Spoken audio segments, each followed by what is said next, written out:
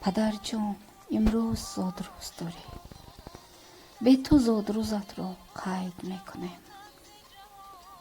دلی سوخته این دم فریاد میکند، سر قبرت بخوانم آیت قرآن پدر جانم. به درد قلبی پرسوزم بودی درمان پدر جانم. زمان زنده بودی زنده بود عشق دلم با تو، بمرد عشق دلم به تو شدم سرسام پدر جانم. خیالم بعد مرگ تو در و دیوار می نالد، تو بودی شه ستون خانه و ایوان پدر جانم.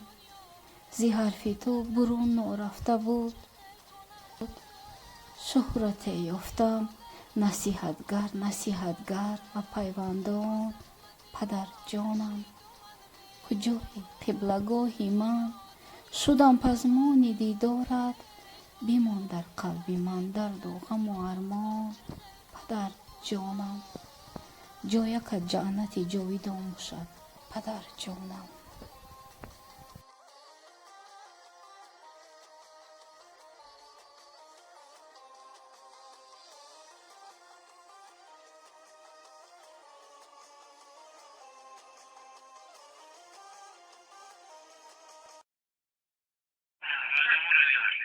رفته سه گام زنه کن.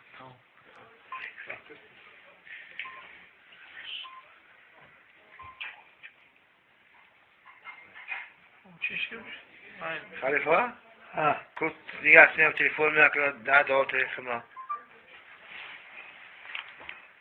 شاید احمد پروردگار زندگی کار نکنه و سربلند باشی و با نور ایمانت کنه و با فیض برکت کنه و پروردگار زندگی کار نکنه و همه که صدقه های کرده که به درگاه حقیقت قبول گردونه و پروردگار با نور ایمانت کنه و در جنت جاودان سیر کنه گردی.